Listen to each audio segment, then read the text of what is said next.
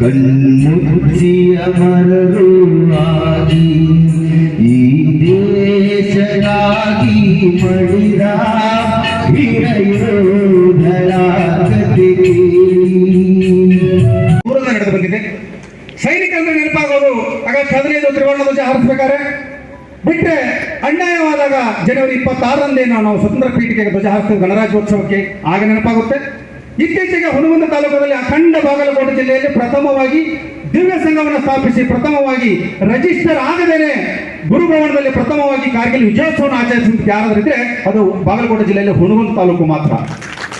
ನಿಮಗೆ ಗೊತ್ತಿರಲಿ, ಹೊಂಡನಾಡು ಹುಣಗುಂದ ಅಂತಂದ್ರೆ ಸೂಕ್ತ ಹೆಸರನ್ನೇ ಕೊಟ್ಟಿದ್ದಾರೆ. ಯಾಕಂತಂದ್ರೆ ಸಂಘ ರಿಜಿಸ್ಟರ್ನೇ ಆಗಿಲ್ಲ, ಸಂಘದ ಪದಾಧಿಕಾರಿಗಳಿಗೆ ಯಾರು ನಾಮಕರಣವೇ ಆಗಿಲ್ಲ. ಆವಾಗ ಸಹಿತ ಇಷ್ಟೇ ವಿಜೃಂಭಣೆಯಿಂದ ನಾವೊಂದು ಕಾರ್ಗಿಲ್ ವಿಜಯೋತ್ಸವನ್ನ ನಾವು ಆಚರಿಸಿದ್ವಿ. ಅವತ್ತಿನ ದಿವಸ ನಮಗೆ ಬಲಗೈ ಬಂಟರಾಗಿ ಒಬ್ಬರಿದ್ರು, ಇವತ್ತು ಅವರು ಸ್ವರ್ಗವಾಸಿ ಆಗಿದ್ದಾರೆ, ಶ್ರೀಯುತ ಬಸವರಾಜ್ ತಾರಿವಾಳ ಸಾಹೇಬರು. ಪ್ರಸಕ್ತ ಪೊಲೀಸರಿದ್ರು, ಅವರು ಬಹಳ ಸಾಥ್ ಕೊಟ್ಟರು ನಮಗೆ ವೇದಿಕೆ ಕೊಡ್ಬೇಕಾದ್ರೆ. ಇವತ್ತು ಸಹಿತ ಈ ಮಹನೀಯರ ಅಡಿಯಲ್ಲಿ ಅವರನ್ನು ಸಹಿತ ಸ್ಮರಿಸೋಣ. ಒಟ್ಟಾರೆ ಕಾರ್ಗಿಲ್ ವಿಜಯೋತ್ಸವಕ್ಕೆ 1998ರಲ್ಲಿ ಒಂದು ದಿವ್ಯ ಸಂಕಲ್ಪವನ್ನು ಮಾಡ್ಕೊಳ್ತಾ ಇದ್ದಾರೆ ವಿಶ್ವಸಂಸ್ಥೆಯಲ್ಲಿ. ಏನಂತಂದ್ರೆ ಅದಕ್ಕಿಂತ ಪೂರ್ವದಲ್ಲಿ ಅಂದಿನ ದಿವಂಗತ ಅಟಲ್ ಬಿಹಾರಿ ವಾಜಪೇಯಿ ಅವರು ನಮ್ಮ ಭಾರತ ಪ್ರಧಾನಮಂತ್ರಿಗಳಿದ್ದಾಗ ಅಣ್ವಸ್ತ್ರ ಪರೀಕ್ಷೆ ಅಂತಕ್ಕಂಥದ್ದೊಂದು ಕೈಗೊಳ್ತಾರೆ. ಇದಕ್ಕೆ ಭಯಪಟ್ಟು ನೆರೆ ಪಾಪಿ ಪಾಕಿಸ್ತಾನ ಅವರು ಸಹಿತ ಗಾಬರಿ ಆಗಿಬಿಟ್ರವರು. ಭಾರತವ್ರು ಏನೋ ಮಾಡ್ತಾರಂತೇಳಿ ಅವರು ಮಾಡಕ್ ಹೋದ್ರು. ಅವರು ಸಹಿತ ಅಣ್ವಸ್ತ್ರ ಪರೀಕ್ಷೆನ ಮಾಡಿಕೊಂಡ್ರು, ಮಾಡಿ ಒಟ್ಟಾರೆಯಾಗಿ ತಯಾರಾದ್ರು. ಆದ್ರ ವಿಶ್ವಸಂಸ್ಥೆಯಲ್ಲಿ ಏನಿತ್ತಪ್ಪ ಅಂತಂದ್ರ ಭಾರತ ಪಾಕಿಸ್ತಾನ ಮಾತ್ರ ಇತ್ತೀಚೆಗೆ ಹೊಡೆದಾಡೋ ಕ್ಷಣಗಳು ಬರ್ತಾವೆ ಅಂತಕ್ಕಂಥದ್ದನ್ನ ಎಲ್ಲ ರಾಷ್ಟ್ರಗಳು ಕಾಯ್ತಾ ಇದ್ವು. ಅದರ ಮುಂಚೂಣಿಯಲ್ಲಿ 1998 ಸೆಪ್ಟೆಂಬರ್ 15ರಲ್ಲಿ ಏನಾಯ್ತು ಅಂತಂದ್ರೆ, ಅಂದಿನ ಪ್ರಧಾನಿ ದಿವಂಗತ ಅಟಲ್ ಬಿಹಾರಿ ವಾಜಪೇಯಿ ಸಾಹೇಬರು ನ್ಯೂಯಾರ್ಕಿಗೆ ಹೋಗ್ತಾರೆ, ಅಮೆರಿಕದ ನ್ಯೂಯಾರ್ಕಿಗೆ ಹೋಗ್ತಾರೆ. ಅಲ್ಲಿ ಅಂದಿನ ಪಾಕಿಸ್ತಾನದ ಅಧ್ಯಕ್ಷರಾಗಿರ್ತಕ್ಕಂತಹ ಪ್ರಧಾನಮಂತ್ರಿಗಳಾಗಿರ್ತಕ್ಕಂಥ ಶ್ರೀ ನವಾಜ್ ಶರೀಫ್ ಅವರು ಸಹಿತ ಅಲ್ಲಿ ಬರ್ತಾರೆ. ಇಬ್ಬರು ಒಬ್ಬರಿಗೊಬ್ಬರು ಅಪ್ಪಿಕೊಳ್ತಾರೆ, ಮಾತಾಡ್ತಾರೆ. ಅವಾಗ ವಿಶ್ವಸಂಸ್ಥೆಗೆ ಗೊತ್ತಾಗುತ್ತೆ, ಇನ್ನೇನೋ ಎರಡು ರಾಷ್ಟ್ರಗಳು ನಾವು ಅಂದ್ಕೊಂಡಾಗೆ ಆಗಲ್ಲ, ಇವರೆಲ್ಲರೂ ಬಹಳ ಹುಷಾರಾಗಿ ದೋಸ್ತಿಯ ಗೆಳೆಯರ ಹಾಗೆ ಇರ್ತಾರಂತಕ್ಕಂಥ ಭಾವನೆನ ತೆಗೆದುಕೊಂಡ್ರು. ಆಗ ಅವರ ಮಾತಿಗೆ ಸ್ಪಂದನೆ ಕೊಟ್ಟು ಸಹೃದಯ ದಿವ್ಯಚೇತ ಅಟಲ್ ಬಿಹಾರಿ ವಾಜಪೇಯಿ ಒಂದು ಮಾತಾಡ್ತಾರೆ, ನಿಮ್ಮ ಒಪ್ಪಿಗೆಗೆ ನಮಗೆ ಸರಿ ಇದೆ. ಹಾಗೆ ಭಾರತದ ದೆಹಲಿಯಿಂದ ಪಾಕಿಸ್ತಾನದ ಲಾಹೋರ್ವರೆಗೂ ಬಸ್ ಸಂಚಾರವನ್ನು ಕಲ್ಪಿಸಿ ಎಲ್ಲರೂ ಒಟ್ಟಾರೆ ಮೊದಲನ ಹಾಗೆ ಸುಖ ಶಾಂತಿ ನಿರೋಣ, ಸಹಮತಿ ನಿರೋಣತಕ್ಕಂಥ ಭಾವನೆಯನ್ನು ವ್ಯಕ್ತಪಡಿಸಿ ಬರ್ತಾರೆ. 50 ಜನ ಅಗ್ನಿವೀರರು ಸೆಲೆಕ್ಟ್ ಆಗಿದ್ದಾರೆ. ಅದು ನಮ್ಮ ತಾಲೂಕಿಗೆ ಹೆಮ್ಮೆಯ ವಿಷಯ. 50 ಜನ ಸೆಲೆಕ್ಟ್ ಆಗಿದ್ದಾರೆ. ಅವರ ಒಂದು ಕುಟುಂಬಕ್ಕೂ ಕೂಡ ಈ ಸಂಘ ಅವರ ಸಾಥ್ ಆಗಿರುತ್ತೆ. ದಯವಿಟ್ಟು ನಮ್ಮ ಮಾಧ್ಯಮ ಮಿತ್ರರ ಮುಖಾಂತರ ಅವರಿಗೆ ಕೇಳ್ಕೊಂಡೇನೆಂದ್ರೆ, ತಾವು ತಮ್ಮ ಮಗನನ್ನ ಅಗ್ನಿವೀರರಾಗಿ ಸೇರಿಸಿದ್ರ ಅದು ಭಯಪಡುವಂತ ಅವಶ್ಯಕತೆ ಇಲ್ಲ. ಏನೇ ನಿಮ್ಗೆ ತೊಂದರೆ ಇದ್ರೂ ಕೂಡ ನಾವು ನಿಮ್ಮ ಜೊತೆ ಇರ್ತೀವಿ, ನಿಮಗೆ ಧೈರ್ಯ ತುಂಬುವಂತ ಕೆಲಸ ನಾವು ಕೂಡ ಮಾಡ್ತೀವಿ ಅಂತ ಹೇಳ್ತಾ ಮುಂದಿನ ಘಟ್ಟ. ನಿಮಗ ಖುಷಿ ಇಲ್ಲ. ಯಾಕೆ ಖುಷಿ ಇಲ್ಲ ಅಂದ್ರೆ, ಅಂತಾದ ಸಮಾಚಾರ ಯಾವುದು ಮಿಲಿಟರಿ ಹೇಳೋದಲ್ಲ. ವರ್ಷಕ್ಕೆ ತಿಂಗಳ ಒಂದ್ಸಲ ದರ್ಬಾರ್ ನಡೀತೈತಿ ಯೂನಿಟ್ನಾಗ. ಸಿಒ ಏನು ಮಾಡ್ತಾನ, ಟ್ರೈನಿಂಗ್ ಇದ್ದು ಅದನ್ನೆಲ್ಲ ಹೇಳಿ ಖುಷಿ ಯಾವ್ದಾರು ಒಂದು 2-3 ಖುಷಿ ಮಾತು ಹೇಳ್ತಾನ. ಆ ರೀತಿ ನಿಮಗೆ ಮುಂದಲ ಸರಿ ನಮ್ಮ ಅಧ್ಯಕ್ಷರು ಏನಪ್ಪ ಅಂದ್ರೆ ಖುಷಿ ಆಗುವಂಥದ್ದು ಸಮಾಚಾರ ಕಲೆಕ್ಟ್ ಮಾಡಿ ಇಡಬೇಕು. ಬಂದ ಕೂಡಲೇ ನಿಮಗೆ ಏನು ಹೇಳ್ಬೇಕಪ್ಪ, ECH ಆಗೈತೆ ಅಂದ್ರೆ ಮೊದಲು ಇದ್ದಿದ್ದಿಲ್ಲ ಇಲ್ಲೇ, ಅದು ಈಗೆಲ್ಲ ಆತು. ECH ಮೊದಲು ಯಾಕಿಲ್ಲಪ್ಪ ಅಂತಂದ್ರೆ ಅಷ್ಟು ಜನ ECH ಕಾರ್ಡ್ ಮಾಡಿದ್ದಿಲ್ಲ, ಅದಕ್ಕೆ ECH ಜಲ್ದಿ ಆಗಿಲ್ಲ. ಈಗ ಆತು, ಅದನ್ನ ನೀವು ಉಪಯೋಗ ತಗೋಬೇಕು. ಎಲ್ಲಿಪ್ಪ ಏನು ಮಾಡಬೇಕು, ಹ್ಯಾಂಗೆ ಹೋಗ್ಬೇಕು, ಔಷಧ ಭಾಳ ಚಲೋ ಕೊಡ್ತಾರೆ. ಆಮೇಲೆ ಈಗ ನೋಡ್ರಿ, ಅಲ್ಲಿ ಇದು ಇದ್ದಿದ್ದಿಲ್ಲ, ಲಿಫ್ಟ್ ಇದ್ದಿದ್ದಿಲ್ಲ. ನಾವು ಹೋದೆ, ನಾವು ಮುದುಕರ ಮೇಲೆ ಏರೋದು ಆಗುದಿಲ್ಲ, ಲಿಫ್ಟ್ ಬೇಕಂದ್ರೆ ಅವ ಸಾಹೇಬ್ ಹೇಳ್ದ ಲಿಫ್ಟ್ ಆಗ್ತೈತಿ 2 ತಿಂಗಳದಾಗ. ಈಗ ಆತು ಲಿಫ್ಟು. ಆಮೇಲೆ ಕ್ಯಾಂಟೀನ್ಗೆ ಹೋಗ್ತೀರಿ, ಆಮೇಲೆ ಅಲ್ಲಿ ಎಷ್ಟು ಗಲಾಟ ಎಲ್ಲ ಆಗುತ್ತೆ, ಅದನ್ನೆಲ್ಲ 10-15 ರಿಪೋರ್ಟ್ ಮಾಡ್ಬೇಕಲ್ಲಿ. 12 ಗಂಟೆ ಒಳಗೆ ದೊಡ್ಡ ಲೆಕ್ಚರರ್ ಏನಿರುತ್ತಂದ್ರೆ ನಿಮಗೆ ಕಿವಿಗೆ ಮುಟ್ಟಿಸ್ಬೇಕು, ಆ ರೀತಿ ಮಾಡಬೇಕು. ಸೆಕೆಂಡ್ ಏನಪ್ಪ ಅಂದ್ರೆ, ಈಗ ಆಫೀಸ್ ತೆಗೆದಿರೋರು ಬಾಗಲಕೋಟೆಗೂ ಆಫೀಸ್ ಮಾಡ್ಯಾರ. ಆಫೀಸ್ ಮಾಡಿದ್ರೆ ಅದ್ರ ಬಾಡಿಗೆ ಕೊಡೋರು ಯಾರು ಇಲ್ಲ. 6,000 ರೂಪಾಯಿ ಏನು 5-6 ಮಂದಿ ಕೂಡಿ ಮಾಡ್ಯಾರ, ಅವರೇ ಕಟ್ತಾರೆ ಬಾಡಿಗೆ. ಆಮೇಲೆ ನೀವು ತಿಂಗಳ ಪೇ ಸ್ಲಿಪ್ ತೆಗಿಸ್ಬೇಕು. ನಿಮ್ಮ ಪಗಾರ ಎಷ್ಟೈತಿ ಅನ್ನೋದು ನಿಮ್ಗೆ ಗೊತ್ತಿಲ್ಲ. ಬಂತ ಹೋತ ಅನ್ನೋದು ಪೇ ಸ್ಲಿಪ್ದೊಳಗೆ ಗೊತ್ತಾಗತ್ತೆ. ಅದಕ್ಕೆ ತೆಗಿಬೇಕಂತಂದ್ರೆ ಇಲ್ಲೊಂದು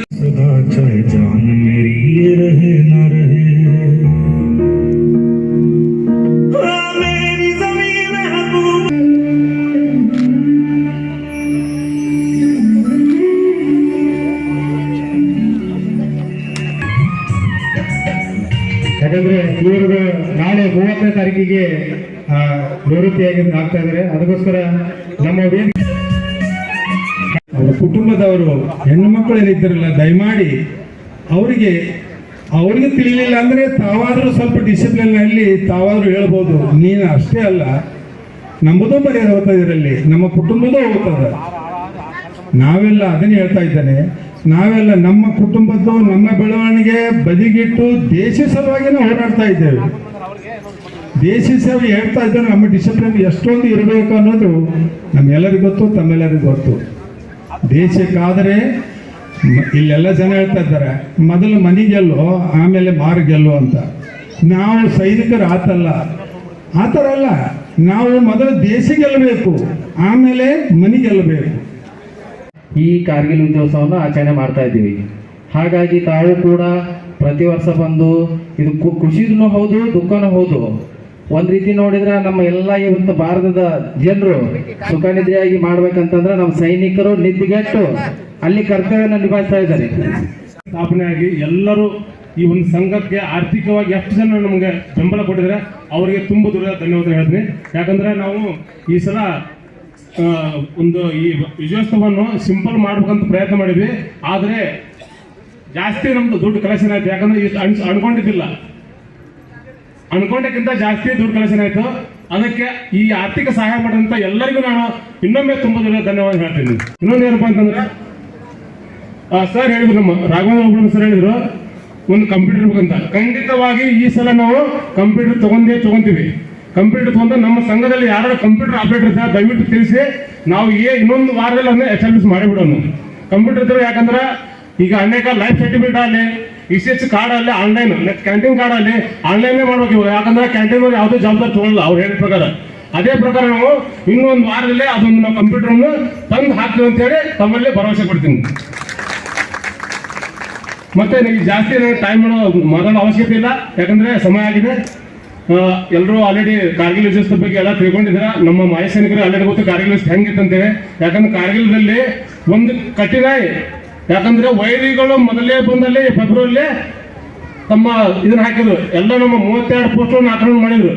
ಯಾಕಪ್ಪ ಅಂತಂದ್ರೆ ಆ ತಂಗಿ ಸಮಯದಲ್ಲಿ ಒಂದು 1971ರಾಗ ಒಂದು ಸಿಮ್ಲಾ ಒಪ್ಪಂದ ಆಗುತ್ತೆ. ಏನು ಒಪ್ಪಂದಪ್ಪ ಅಂತಂದ್ರೆ ಯಾವಾಗ ಕೋಲ್ಡ್ ಆಗುತ್ತೆ, ಯಾವಾಗ ನವೆಂಬರ್ ಇಂದ ಅಪ್ ಟು ಫೆಬ್ರವರಿ ಮಾರ್ಚ್ ವರೆಗೆ. ಯಾಕಂದ್ರೆ ಜಾಸ್ತಿ ಕೋಲ್ಡ್ ಇರೋದ್ರಿಂದ ಅಲ್ಲಿ ಪೋಸ್ಟ್ ನಂತರ ನಮ್ಮ ಇಂಡಿಯನ್ ಆರ್ಮಿಯಲ್ಲಿ ಅವರಲ್ಲಿ ಡೌನ್ ಆಗಬೇಕು. ಆ ಡೌನ್ ಆದಂತ ಅವ್ರು ಬಂದು ಆ ಒಂದು ಸುದೀಪವನ್ನು ಉಪಯೋಗಿಸ್ಕೊಂಡು ನಮ್ಮ 32 ಪೋಸ್ಟ್ ಅತಿಕ್ರಮಣ ಮಾಡಿ ಆಕ್ರಮಿಸುತ್ತಾರೆ. ಯಾಕಂದ್ರೆ ತುಂಬಾ ಹೈಟ್ ಅಲ್ಲಿ ಇರ್ತಾರೆ ಅವರು. 18,000 ಫೀಟು, 22,000 ಫೀಟು, 26,000 ಫೀಟ್ ಹೈಟ್ ಅಲ್ಲಿ ಇರ್ತಾರೆ. ನಾವು ಕೆಳಗಡೆ ಇರ್ತೀವಿ. ಅವಾಗ ಎಷ್ಟು ಕಠಿಣ ನೋಡು. ಆ ಮ್ಯಾಲ ಆ ಪೋಸ್ಟ್ ಹಿಡಿಬೇಕಂತಾರೆ. ನಾವು ಡೇದಲ್ಲಿ ಯಾವುದೇ ಮೂವ್ಮೆಂಟ್ ಮಾಡೋಕ್ಕಾಗಲ್ಲ. ಡೇದಲ್ಲಿ ಯಾಕೆ ಮೂವ್ಮೆಂಟ್ ಮಾಡೋಕ್ಕಾಗಲ್ಲಪ್ಪ ಅಂತಂದ್ರೆ ನಾವು ಅವ್ರಿಗೆ ವೈರಿಗಳ ಟಾರ್ಗೆಟ್ ಆಗಿಬಿಡ್ತೀವಿ. ಡೇದಲ್ಲಿ ಮೂವ್ಮೆಂಟ್ ಮಾಡಿದ್ರೆ ವೈರಿಗಳನ್ನ ಈಸಿಯಾಗಿ ಕಂಡುಬಿಡ್ತೀವಿ. ನಾವು ಎಷ್ಟೊತ್ತಿದ್ರು ನೈಟೇ ಮಾಡ್ಬೇಕು. ಯಾವಾಗಲೂ ಆ ಪೋಸ್ಟ್ ಹಿಡಿಬೇಕಾದ್ರೆ ನೈಟ್ ನಾವು ಮೂವ್ಮೆಂಟ್ ಮಾಡಬೇಕು. ನೈಟ್ ಮೂವ್ಮೆಂಟ್ ಮಾಡಿದ್ರೆ ಅಕ್ಷರ ಅಲ್ಲ. ಯಾಕಂದ್ರೆ ಆ ನೈಟ್ ಮೂವ್ಮೆಂಟ್ ಮೇಲೆ ಕೂಡ -18 ಡಿಗ್ರಿ -20 ಡಿಗ್ರಿ ಟೆಂಪರೇಚರ್ ಇರ್ತದೆ. ಆ -18 ಡಿಗ್ರಿ ಟೆಂಪರೇಚರ್ ಮೂವ್ಮೆಂಟ್ ಮಾಡ್ಕೊಂಡು ಎಷ್ಟು ತ್ರಾಸು ನೋಡಿ. ಅಷ್ಟು ತ್ರಾಸಿನಲ್ಲಿ ನಮ್ಮ ಭಾರತೀಯ ಸೇನೆ 527 ಸೈನಿಕರು ಬಲಿದಾನಗಿದ್ರು. ಅದೊಂದು ಕರಾಳ ದಿನ. 527 ಸೈನಿಕ ಬಲಿದಾನ ನಂತರ ಸಿಕ್ಕಂತ ವಿಜಯವನ್ನು 26ನೇ ತಾರೀಕಿಗೆ ನಾವು ಕಾರ್ಗಿಲ್ ವಿಜಯೋತ್ಸವವಾಗಿ ಆಚರಿಸ್ತಾ ಇದ್ದೀವಿ. ಎಲ್ಲ ನಮ್ಮ ಮಾಜಿ ಸೈನಿಕರಲ್ಲಿ ಹಾಗೂ ವೀರನರಾಗಲಿ ಎಲ್ಲರೂ ಬಂದು ಇದೊಂದು ಆರ್ಥಿಕವಾಗಿ ಸಹಾಯ ಮಾಡಿದ್ರ ಹಾಗೂ ಈ ಎಲ್ಲ ಕಾರ್ಯಕ್ರಮವನ್ನು ಯಶಸ್ವಿಗೊಳಿಸಿದ್ದಕ್ಕೆ ನಮ್ಮಲ್ಲಿ ಇನ್ನೊಮ್ಮೆ ನಾನು ತುಂಬ ಧನ್ಯವಾದ ಹೇಳ್ತಾ, ನನಗೆ ಒಂದು 2 ಮಾತು ಅವಕಾಶ ಕೊಟ್ಟದಕ್ಕೆ ಎಲ್ಲರಿಗೂ ಧನ್ಯವಾದ. ಈ ಒಂದು NCC ವಿದ್ಯಾರ್ಥಿಗಳಿಗೆ ಈ ಸನ್ಮಾನ ಯಾಕಪ್ಪ ಅಂತಂದ್ರೆ ಶಿವಪ್ಪ ಎಡಾಳಿ ಅವರಿಗೂ ಸಹಿತ ನಮ್ಮ ಮಾಜಿ ಸೈನಿಕ ಹಾಗೂ ಹಾಲಿ ಸೈನಿಕ ಎಲ್ಲರ ವತಿಯಿಂದ ವಂದನಾರ್ಪಣೆಯನ್ನು ಹೇಳ್ತೀನಿ. ಹಾಗೂ ಇದೇ ರೀತಿಯಾಗಿ ನಮ್ಮ ವೀರ ಮಹಿಳೆಯರಾದ ಜಿಲ್ಲಾ ಅಧ್ಯಕ್ಷರಾಗಿದ್ದಂತ ಬಾರ್ಕೇರ್ ಮೇಡಮ್ ಅವರಿಗೂ, ಗಂಗಮ್ಮ ಬಾರ್ಕೇರ್ ಅವರಿಗೂ ಸಹಿತ ಹಾಲಿ ಸೈನಿಕ ಹಾಗೂ ಮಾಜಿ ಸೈನಿಕ ವೀರನಾರಿಯ ವತಿಯಿಂದ ಸ್ವಾಗತ, ಇದು ವಂದನಾರ್ಪಣೆಯನ್ನು ಹೇಳುತ್ತೀನಿ. ಹಾಗೂ ನಮ್ಮ ತಾಲೂಕು ಅಧ್ಯಕ್ಷರಾಗಿರ್ತಕ್ಕಂತಹ ಜಯಶ್ರೀ ಹಿರೇಮಠ ಅವರು ಮೇಡಮ್, ಜಯಶ್ರೀ ಹಿರೇಮಠ ಅವರಿಗೂ ಕೂಡ ನಮ್ಮ ಹಾಲಿ ಸೈನಿಕ, ಮಾಜಿ ಸೈನಿಕ ಹಾಗೂ ವೀರನಾರಿಯ ವತಿಯಿಂದ ವಂದನಾರ್ಪಣೆಯನ್ನು ಹೇಳುತ್ತೀನಿ. ವೀರನಾರಿಯರು ಚಿಕ್ಕ ಮಕ್ಕಳು ಹಾಗೂ ತಾಯಿಯಂದಿರು ಮತ್ತು